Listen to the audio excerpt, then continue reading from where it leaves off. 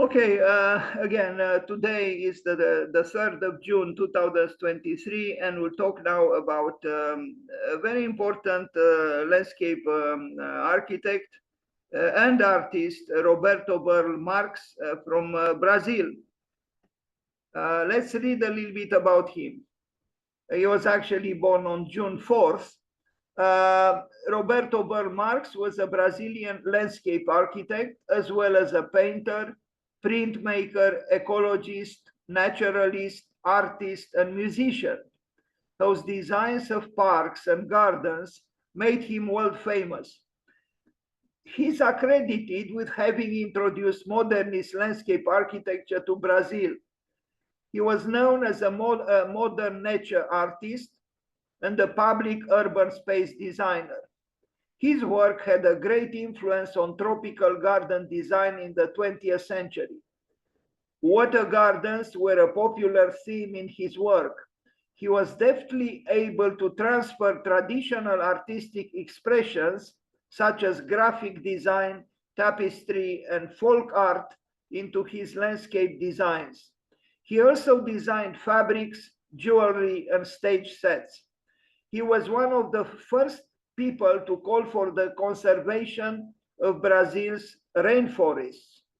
More than 50 plants bear his name. Not a little thing. He amassed a substantial collection of plants at his home, including more than 500 philodendrons, including some that were discovered by him and bear his name, like Philodendron Burle Marx. So we are dealing here today, paying homage to a very important, indeed, landscape architect. The builder of jungles, as he was called by Martin Filler from the New York Review of Books. Interesting, provocative wording, the builder of jungles. This was the man.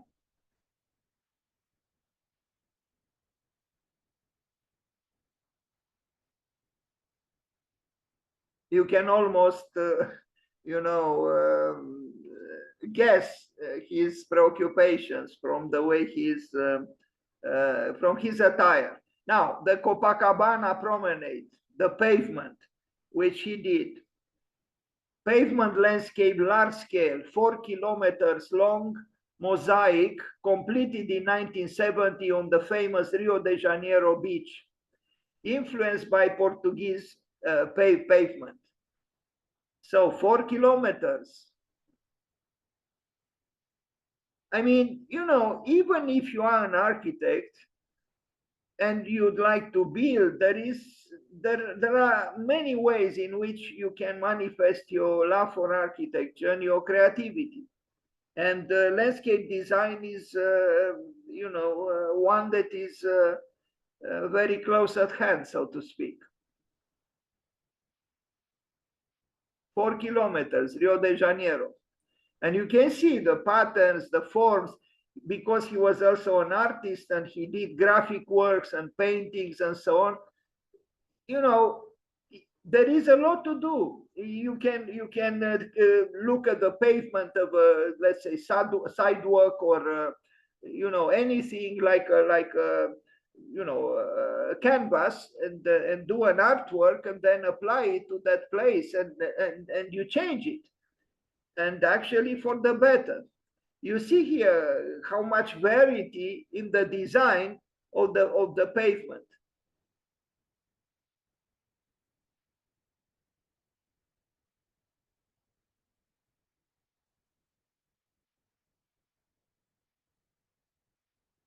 These are huge opportunities, and they can be found anywhere in the world where you already have roads, sidewalks, there are horizontal surfaces everywhere, public or private. But the public ones offer a great opportunity to manifest your creativity, your talent, your artistry.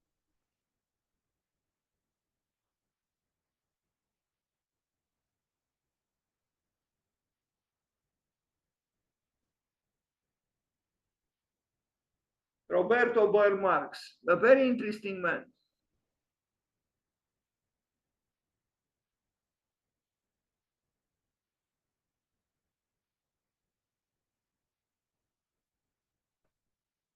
In Jotim Brumadinho, I don't know what this is, Centro Educativo Burle Marx, Centro de Arte Contemporanea. Now, I don't know if he did here the structure itself, the architecture, or just the landscaping.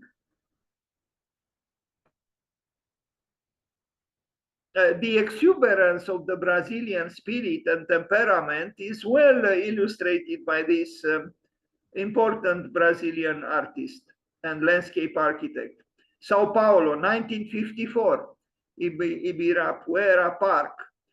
Roberto Marx, Oscar Niemeyer. So he collaborated here with the great Brazilian architect Oscar Niemeyer at the Ibirapuera Park. So you see the playfulness that Takefumi Aida talked about can be very well used, implemented in even in urban design and certainly in landscape design.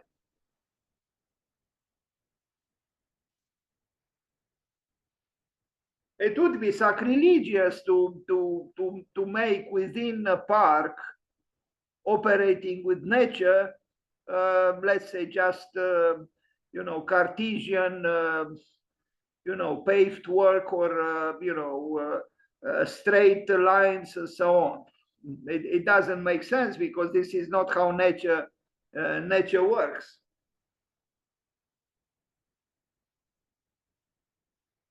There is something else. I think the Faculty of Architecture in Cincinnati, Ohio, in the United States was wise some good years ago when they decided to have a department of horticulture within the Faculty of Architecture.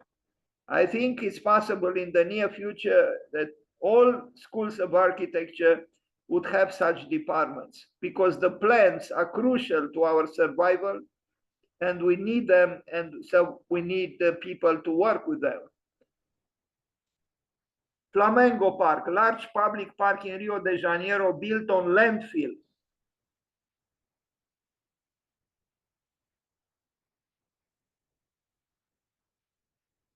Roberto Burle Marx. There are interesting suggestions here because again, if you are concerned with the outside, the space outside of your building, you can be very creative by considering it artistically, as he does. La Riconada Hippodrome in Caracas, in Venezuela.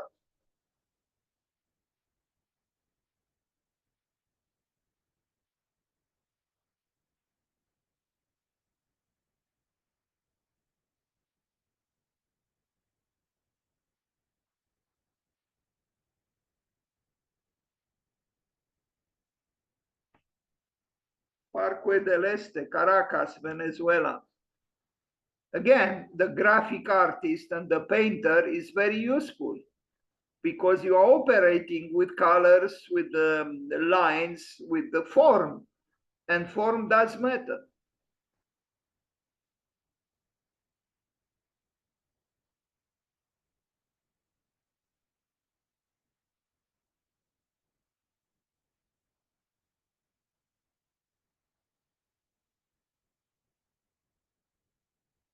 And it's not an easy job, as you can imagine, because you work with live material, with plants.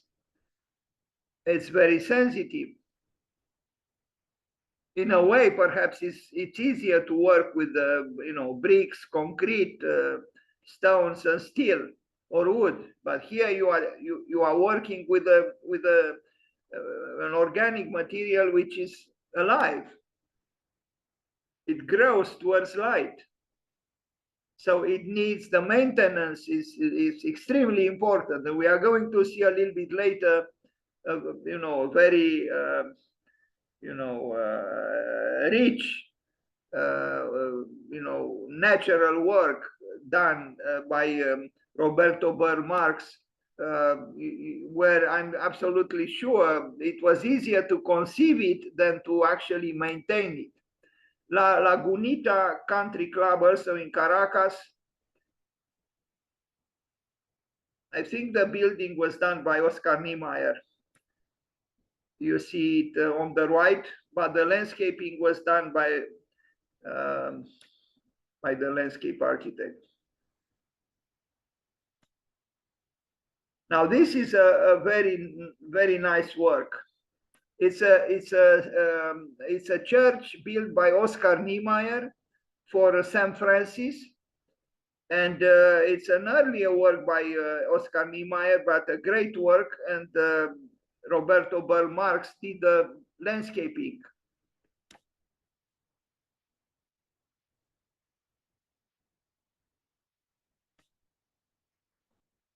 So on the right, you see the church by Oscar Niemeyer with the artworks by a Brazilian painter with scenes from the life of St. Francis.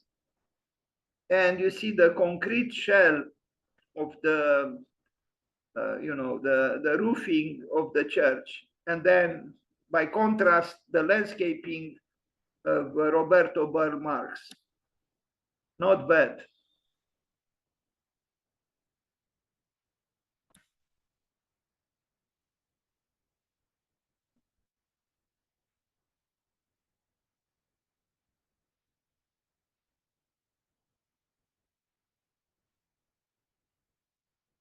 Cascade Garden, Longwood Gardens, Pennsylvania. This one is, it's, I wouldn't call it a jungle, but it's this dense,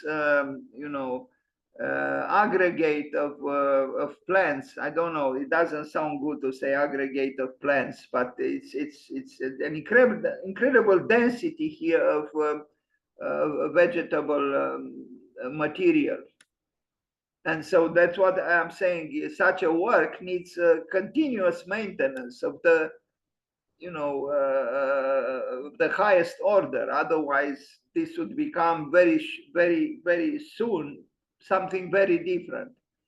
In fact, I don't know how you can control something like this.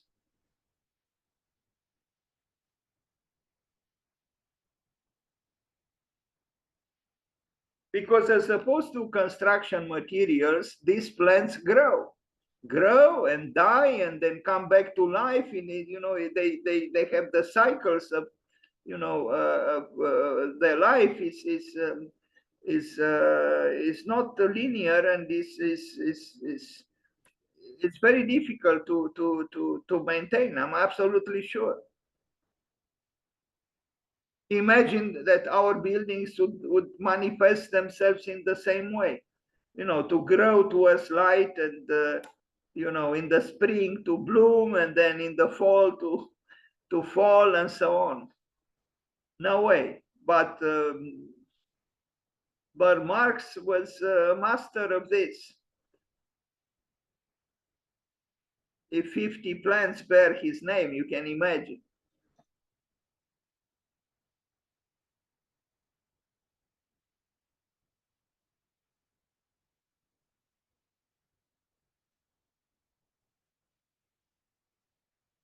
Roberto Burle Marx, not bad. And it's in Pennsylvania, the United States.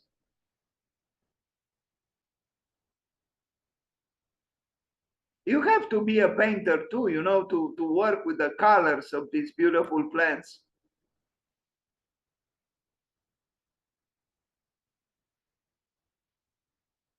Miami, Florida, completed posthumously, but no picture, sorry. A botanical garden in Maracaibo, Venezuela, a little bit hard to see. Yeah, I regret I don't have a better picture.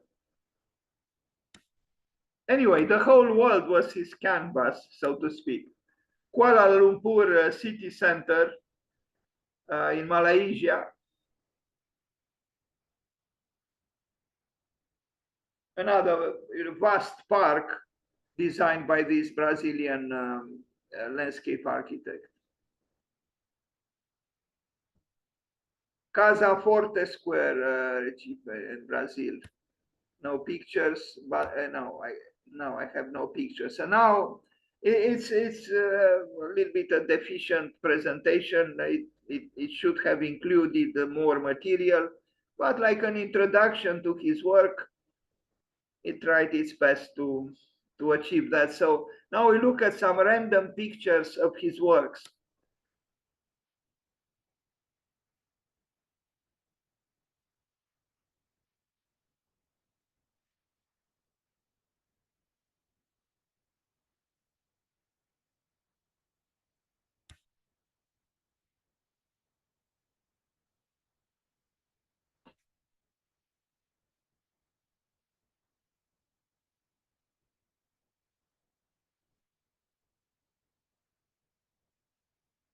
Roberto Burle Marx.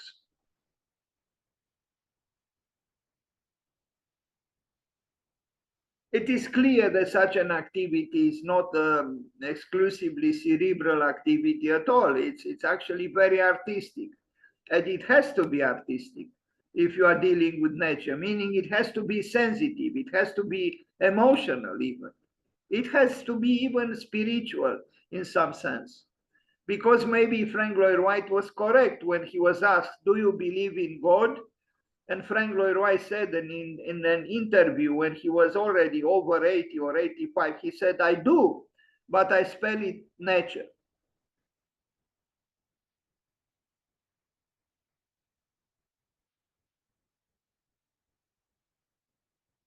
In a way, dealing with nature is dealing with God directly.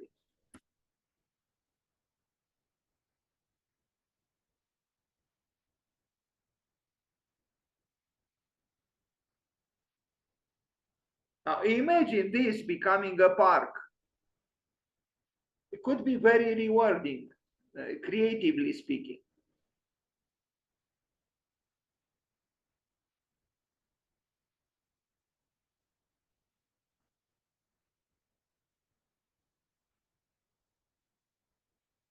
Or this, for that matter.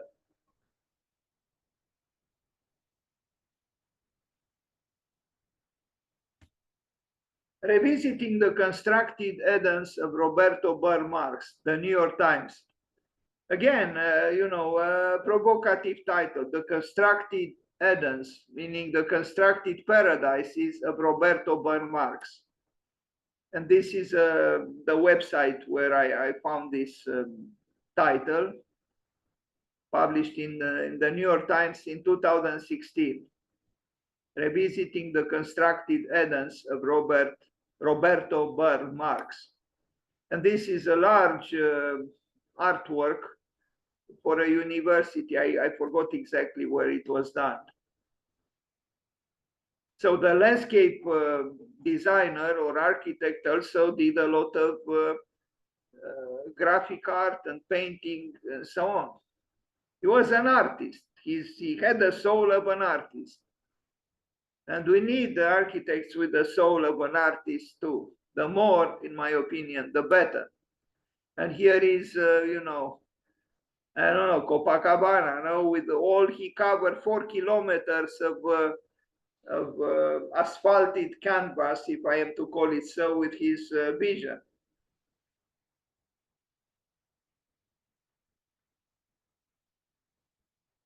Not bad. Roberto Burle Marx. And here is a self-portrait.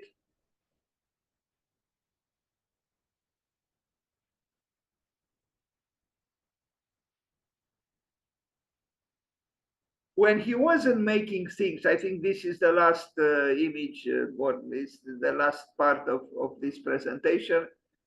Somebody wrote, when he wasn't making things, sculptures, jewelry, theater costumes, hand-painted tablecloths, he was collecting them. A small selection from his significant holdings in Brazilian folk art, much of it Roman Catholic in theme, is in the show.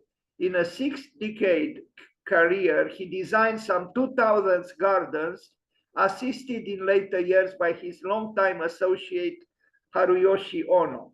Japanese, of course. Many of those plans, though arduously pursued, were never realized. Roberto, Burle, Marx. Thank you, and let's wish him happy birthday.